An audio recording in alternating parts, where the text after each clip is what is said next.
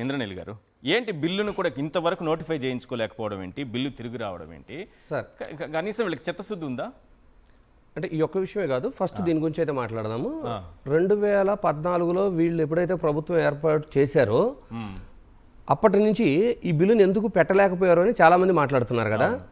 మనకి బైఫర్గేషన్లో ఉన్న కొన్ని రూల్స్లో ఏంటి, మనకి 10 years అనేది హైదరాబాద్ని ఉమ్మడి రాజధానిగా ఇచ్చారు. అవును. అయితే దాన్ని యూటిలైజ్ చేసుకోకపోగా ప్రజల యొక్క అంటే ప్రజా సంక్షేమం కంటే కూడా స్వార్థ రాజకీయాలే ముఖ్యం అన్నట్లు అదేదో రాష్ట్ర ప్రజల శ్రేయస్సు కోసం పరిగెత్తికి వెళ్ళాం మనం. ఆంధ్ర అంటే హైదరాబాద్ రాజధాని వదులుకొని ఎందుకు పారిపోవాల్సి వచ్చింది అందరికీ తెలుసు. కొనడము, ఎమ్మెల్యేలను కొనడము, కుట్రలు చేయడము, ఓటుకు నోటు కేసులో ట్యాంపరింగ్ జరుగుతుందనే భావంలో ఇక్కడ ఉండటం సేఫ్ కాదని, ఇక్కడ ఆంధ్రప్రదేశ్ రాష్ట్ర ప్రజల యొక్క ఇన్వాల్వ్మెంట్ ఏమీ లేదు. కాకపోతే రాష్ట్ర ప్రజల కంటే కూడా స్వార్థ రాజకీయాల కోసం తన స్వప్రయోజనాల కోసం 10 సంవత్సరాలు ఉన్న ఉమ్మడి రాజధాని వదిలేసి ఆ రోజు వెళ్ళారు.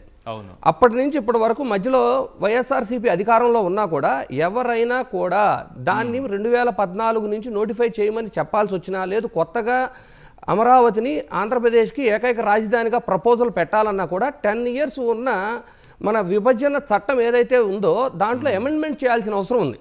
ఓకే.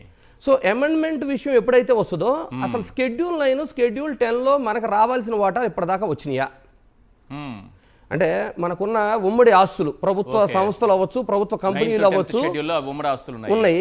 వాటి ఆస్తులు ఇప్పటిదాకా కేంద్ర ప్రభుత్వం మనకి సెటిల్ చేయగలిగిందా? పక్క రాష్ట్రం మనకి ఇవ్వాల్సింది ఇచ్చిందా? దాన్ని సాధించాల్సిన వాళ్ళు సాధించారా? 2014 నుంచి 19 వరకు ప్రెసెంట్ ఇప్పుడు మళ్ళీ 2024 నుంచి 2 సార్లు కూడా కేంద్ర ప్రభుత్వంలో భాగస్వామ్యులై ఉండి సాధించగలిగే స్థాయిలో ఉండి కూడా వీళ్ళు దాన్ని వదిలేసి వీళ్ళు మరలా అంటే ఇందాక ఏదైతే చెప్పానో రాష్ట్ర ప్రయోజనాల కంటే స్వార్థ ప్రయోజనాలకే ఇంపార్టెన్స్ ఇవ్వటం.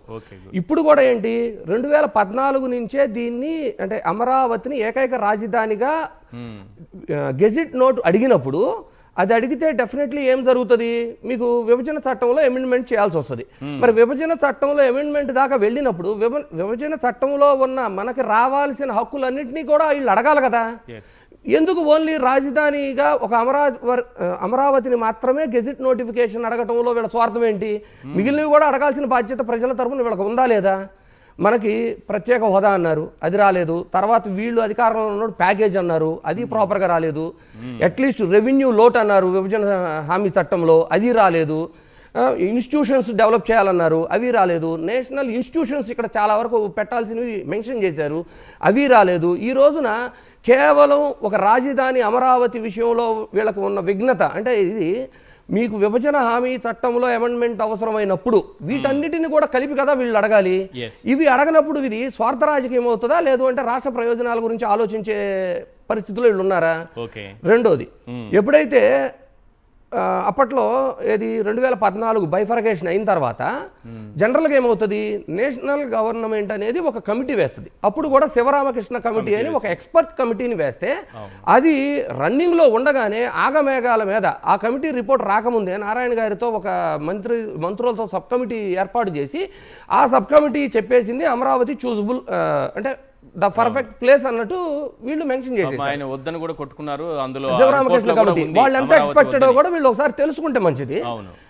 అయితే ఇక్కడ నేనేమంటానంటే సరే అమరావతి ఈజ్ ఏ సూటబుల్ అని చెప్పినప్పుడు అమరావతిలో రాజధాని పెడతాం వల్ల ఆంధ్రప్రదేశ్ రాష్ట్ర ప్రజలకు కలిగే బెనిఫిట్స్ ఏంటి, అక్కడ ఎందుకు సూటబుల్, అది ఏ విధంగా రాష్ట్ర ప్రజలకు ఉపయోగపడుతుంది, ఇక్కడ ఫ్యాక్టరీలు వస్తాయా, ఇన్వెస్ట్మెంట్స్ వస్తాయా, ఇది ఏమన్నా మెన్షన్ చేశారా?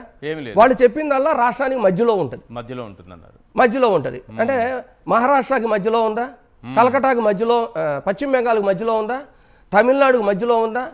మన దేశంలో బాగా అభివృద్ధి చెందిన ఏదైనా ఒక రాష్ట్రం తీసుకుంటే అది మీకు అది ఒక పోర్టులు ఉన్న ఏరియాలో ఒక కార్నర్ కుండా కూడా ఉండే. ఎగ్జాంపుల్ మీకు మహారాష్ట్ర, ఎగ్జాంపుల్ మీకు పశ్చిమ బెంగాల్, మరొక ఎగ్జాంపుల్ మీకు తమిళనాడు. ఈ మూడే కదా మనకు సిటీల వైజ్ కానీ బాగా రెవెన్యూ వైజ్ బాగా గ్రోత్ ఉండేది. మరి అదే విధంగా మనకు కూడా ఒక విశాఖపట్నం ఉన్నప్పుడు దాన్ని కనీసం ఎందుకు కన్సిడర్ చేయలేదు మీరు? కేవలం అమరావతి ఒకే ఒక ప్లేస్ను చూస్ చేసుకొని మిగిలిన వాటితో కంపారిజన్ కూడా చేయలేదు కదా, ఒకే ఒక ప్లేస్ను సెలెక్ట్ చేసుకున్నారు. తర్వాత ఒకవేళ మీరు మళ్ళీ ఇప్పుడు చాలా మంది ఆర్గ్యూ చేయొచ్చు 3 రాజధానుల వల్ల ఏంటి బెనిఫిట్ లేదు, ఎందుకు ఆ ప్రపోజల్ వచ్చింది అని. దానికి ఒక కమిటీ వేసి దాని బెనిఫిట్స్ ఏంటి, వికేంద్రీకరణ వల్ల జరిగే లాభాలు ఏంటి, ఒకప్పుడు మనం ఎందుకు నష్టపోయాము, అవన్నీ ఇలా జరగకూడదని ఒక ఇన్ఫర్మేషన్ అయితే ఇచ్చారు కదా. మంచి పాయింట్ చెప్పారు.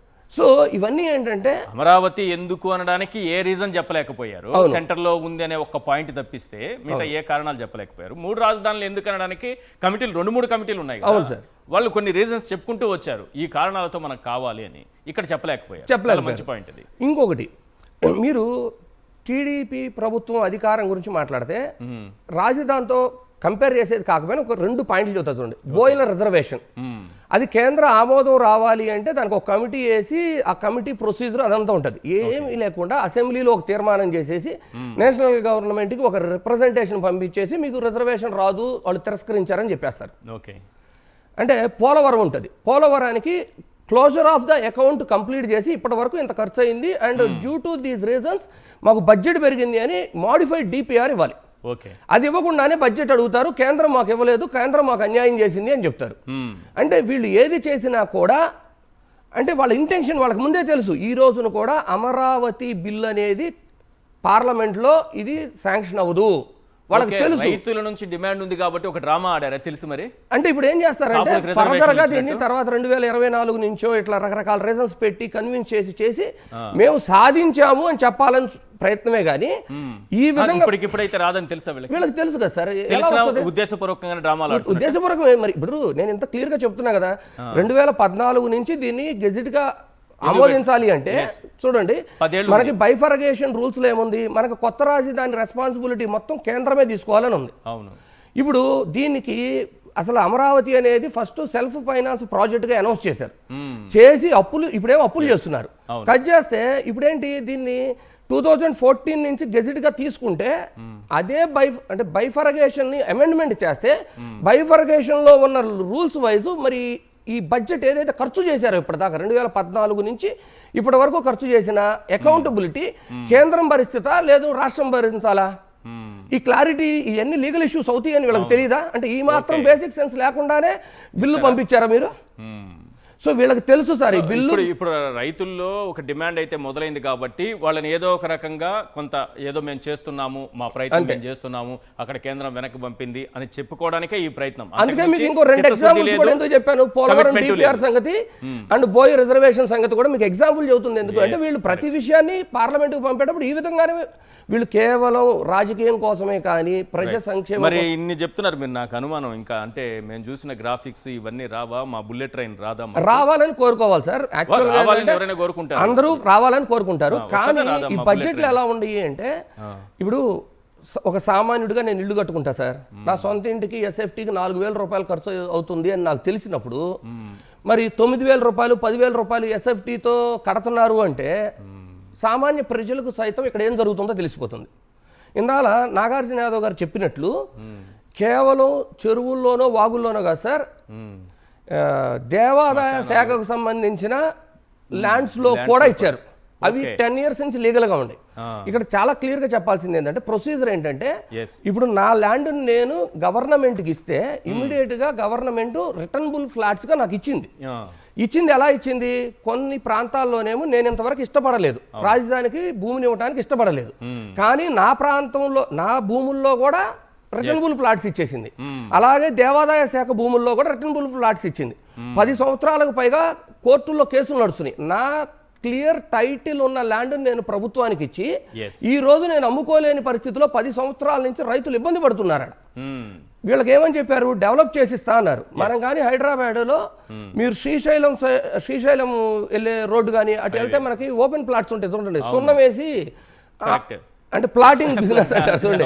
ఆ టైప్లో అమరావతిలో ఏంటంటే నేను కొనుక్కుంటా, నువ్వు కొనుక్కో, ఇలా మారుతుంది. కానీ అక్కడ డెవలప్మెంట్ అనేది ప్రెసెంట్ లేదు. అంటే నారాయణ గారి మాటల్లో మీరు చూశారు కదా, సంవత్సరానికి 100 కోట్లు పిచ్చి మొక్కలు కొట్టడానికి. అంటే ఇది ఒక రకంగా చెప్పాలంటే ఆ వాటర్ పైపులు పెట్టారు చూడండి, వాటర్ తోడటానికి ఐకానిక్ టవర్స్ లో, వాళ్ళకి ఈ పిచ్చి మొక్కలు కొట్టే వాళ్ళకి మాత్రం లబ్ధిదాయకంగా ఉందని. రైట్.